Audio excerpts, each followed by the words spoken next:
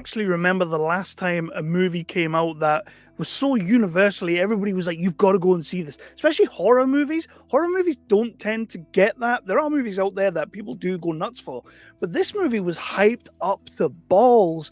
Late Night with the Devil was like, everybody was talking about it. You've got to see it. It's the new horror movie out there. You've got to see it. What a performance.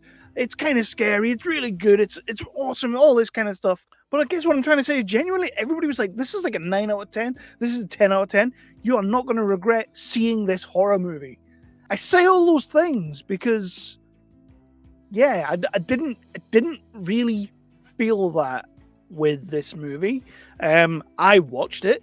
I enjoyed parts of it. I thought it had severe potential, but it just didn't live up to all the hype that everybody was giving it. My name's Kevin Hall, and this is Nerdly Out Loud, the official channel of nerdly.co.uk, your favourite British home for all your news, reviews, and exclusive interviews. I like to talk about everything from the big budget to the low budget to the no budget, with a special keen interest on the lower end of the scale. And here I am doing a little bit of horror talk. We're talking about a horror movie, a new horror movie called Late Night with the Devil, which everybody was going on about. Everybody was saying that there's some amazing performances. It's a really scary movie. There's a lot of good stuff going on in here, kind of harkening back to the old days of, I believe it was Ghostwatch TV show that was on like the BBC or ITV or something like that.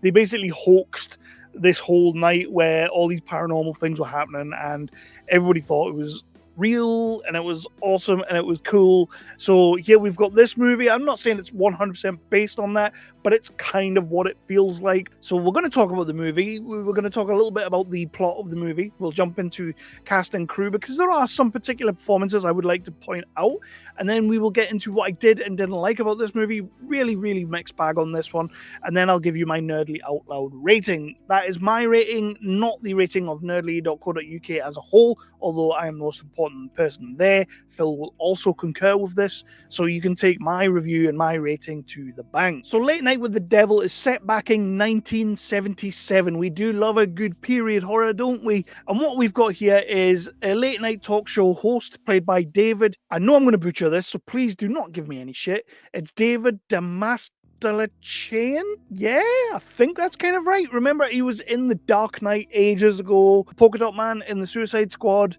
He's been in a lot of stuff, a lot of places. Ant-Man, you'll remember him from a load of different things. Here he is, front and center, and I will say, it's about time. It's about time this guy got his shot at playing the leading man. And that's what he's doing here. Very good role for him because he is a bit creepy and he gets to do a lot of actual heavy lifting acting. And that was something that I will talk about a little bit later, but it was just great to see him in a role like this. So he's this talk show host and he's going up against all the big hitters, and it's not really going well. The ratings are kind of slowly dwindling. He ends up having a tragedy in his life. His wife dies. So then he's sort of like on a little bit more of a slope there. And he needs to do something quite drastic to bring back the ratings of the show. So he decides he's going to host basically a seance. He's going to do like a whole supernatural episode. He's going to bring supernatural people in, and he's going to do it all live. And the people in the audience don't really know what they're getting into. Will it work? Will it not work? Will he prove the existence of ghosts? He's also doing it for a little bit of an ulterior motive for himself, and also to get the ratings back up because it's Sweeps Week, it's Halloween, we might as well do something like that. Now, this is the part of the movie that I really quite enjoyed. I thought this story it's a great little story. It's a great way to go into this. However, we then become a found footage kind of deal where the whole premise of the thing is that they have the master tape to the episode of the show that aired, and that's what we're watching. So we're cutting in and out of the show, and when the show is live, it's in color, and then when it's cut, it's in black and white, but we're still on the master copy. And I was struggling to think, like, why are we seeing the behind the scenes stuff when this is supposed to be found footage? I get it, you've got the master copy and whatnot. We're going to keep saying master copy. So I get it, it's to tell the story. It just felt a little bit wishy-washy to me when you're dealing with found footage. Is it a different way of doing found footage? Maybe. Is it a way that I was overly enamored with? Not really. And so that's your story. It all starts going to hell, and gnarly stuff starts happening. It gets a bit horror, not really that scary, but that's what we're doing. So we might as well get into our cast and crew. So starting with our directors, we have got Cameron and Colin Cairnes. Now, they've done a couple other things together. Nothing of any major note, though, that I'm going to really go into.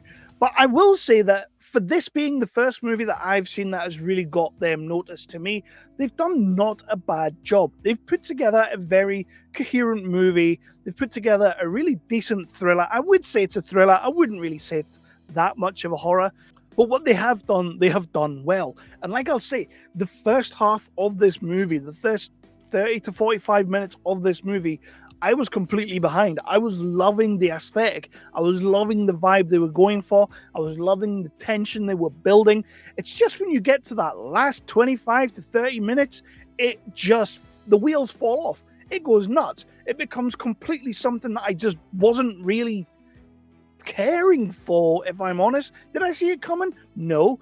Did I really necessarily want it to go that way? No. I thought we were doing a good enough job as we were.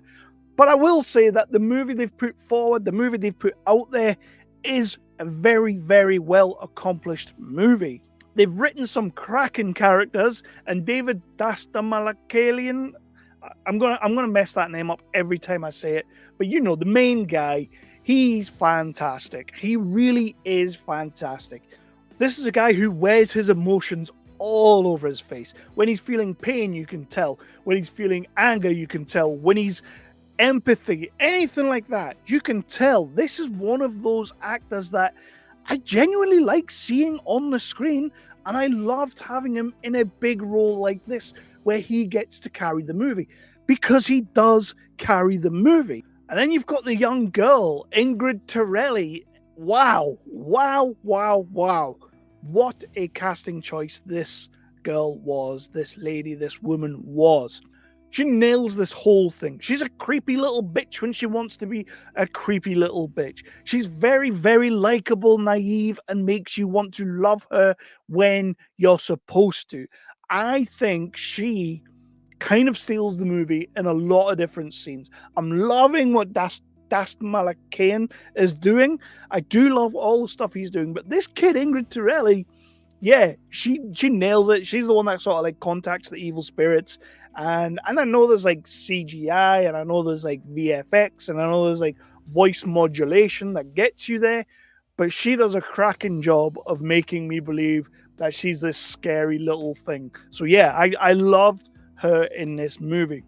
Big shout out, big shout out to Ian Bliss, who plays the character of Carmichael Haig. This is the guy who's he's trying to debunk all of the supernatural stuff, and he's really just trying to make sure that people realize, or people know, that this is all bullshit. This is all just smoke and mirrors. We're putting it live on TV for the ratings. That's his character. But Ian Bliss, back in 2003, round about Matrix Revolutions time, because he was in that as well. He's Bane. He's the guy in the Matrix that Agent Smith puts his hand into in the real world and then sort of becomes him. So that's Bane. That's Ian Bliss. But he was also in another movie. It was a little low budget independent thing that came out called, I think it was The Last Supper or The Long Supper. That movie is fantastic, and he is fantastic in it. Funnily enough, he is the double of Hugo Weaving, so you can tell why they cast him. He does kind of actually look like him. And here he is playing a great role. I really enjoyed this role. I really liked the way he played it, the arrogance of the man, the ignorance of the man. I just thought he was brilliant. So things I didn't like. I mean, it's pretty much things I've already spoken about.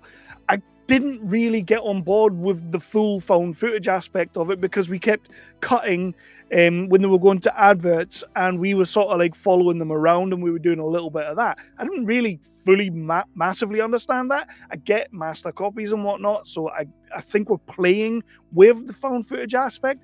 It's probably a new way of doing it that I've not really picked up on.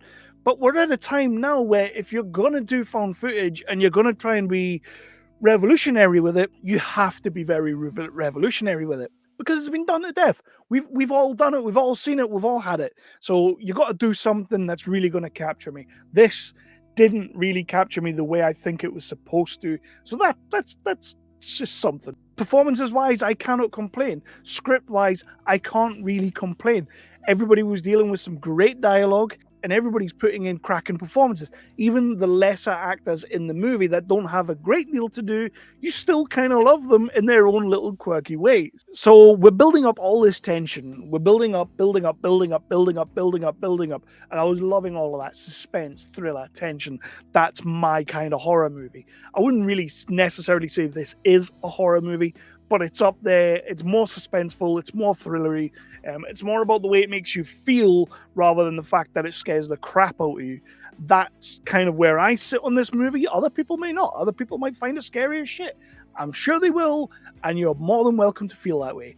But yeah, just the ending of this movie, it really just, the wheels fall off. Like, it just becomes something completely out there, something I thought was pretty damn ridiculous compared to the rest of the movie, which is sort of kind of grounded in a bit of realism, and then the movie just takes a left turn and decides to go another way. Maybe I've misread the whole thing. I wasn't overly keen on the closing act at all, to be honest.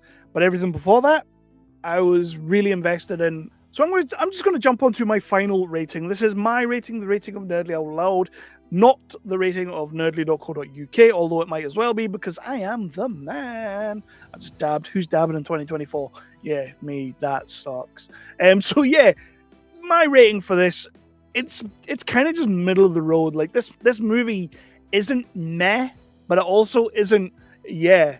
Like, it is just a movie that came out and is for everyone to see. I will say, lead character David Dastmalchian, what a guy! This is the movie I've been waiting to see from this guy, because he's that one actor in the movie that you're always kind of like, what's that guy doing? What's his story? What's his character?